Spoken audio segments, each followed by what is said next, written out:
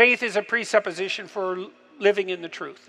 And then you might ask yourself another question, which is, well, why bother living in the truth? Well, one answer would be so that reality doesn't rise up and smite you repeatedly, which it will, if you're deceptive. So that's one answer, but here's another answer, and this is a better answer.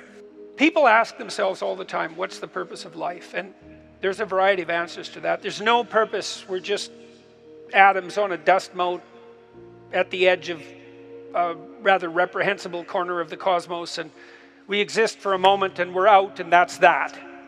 Or we're so lost in a plethora of subordinate meanings that we're confused and aimless.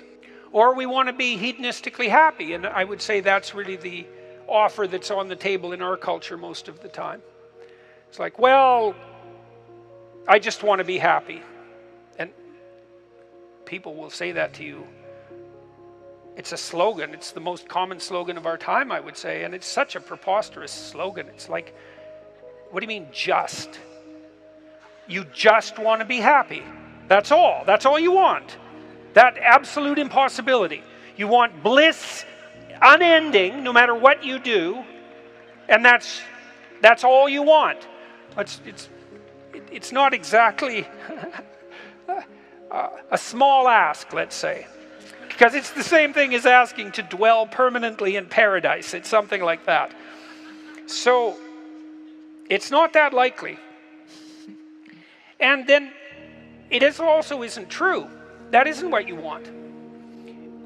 If you do careful analysis of what people mean when they say they just want to be happy, what they mean is they don't want to suffer stupidly. We're much more concerned with not experiencing an excess of negative emotion than we are with experiencing a surfeit of positive pleasure. So first of all, we don't mean we just want to be happy. We mean, please don't make us too miserable. And fair enough, that's reasonable. But then even on the happiness front, even on the absence of misery front, that's not true. One of the things Dostoevsky pointed out in Notes from Underground, which is so bloody brilliant, he was criticizing the idea of materialist utopia.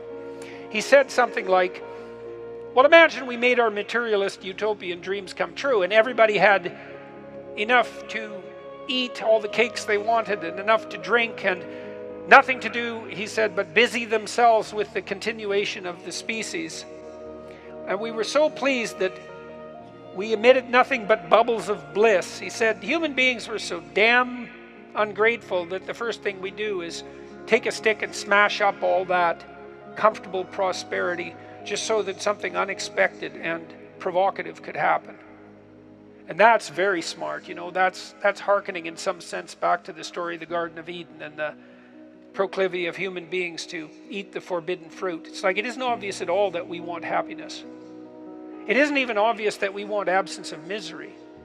What's really obvious is that we want an adventure, right? We want an adventure that's so compelling that it makes the misery of life not just justifiable, but worthwhile. You want to look back on your life, you know. You want to look back on your life, and you know this to be true. You want to be able to say to yourself, even considering a month or a week or a series of days, you want to be able to say, that was really difficult, but you know what? It was worth it. And I think that's what you want from your life. It's something like, you know what? That was difficult, but it was worth it. And that meant that the adventure was so great that it justified the difficulties. And so then the question is, and here's the question, where do you find the great adventure of your life? Well, how about in truth? Well, why? Because you don't know what's going to happen if you tell the truth. It's a mystery. It's going to lay itself out for you. And so that's an adventure, because you literally do not know what's going to happen. You have to let go of knowing what's going to happen. And so then you have that adventure, and then what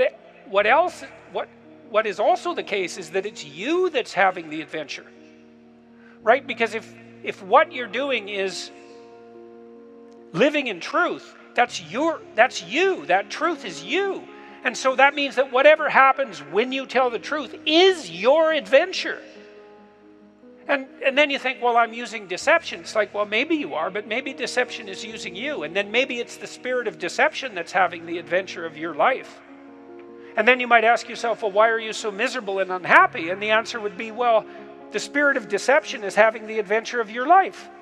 You're not even there. Because if you're not living in truth, you're not there. Obviously, what's there is the spirit of deception. And you might think that's your deception, but I would be very careful about thinking that, because there have been centuries of meditation on the nature of the spirit of deception. And the answer isn't that the spirit of deception is you. The answer is that the spirit of deception is something that possesses you and convinces you that it's you. And that's not something you want to fall into the clutches of.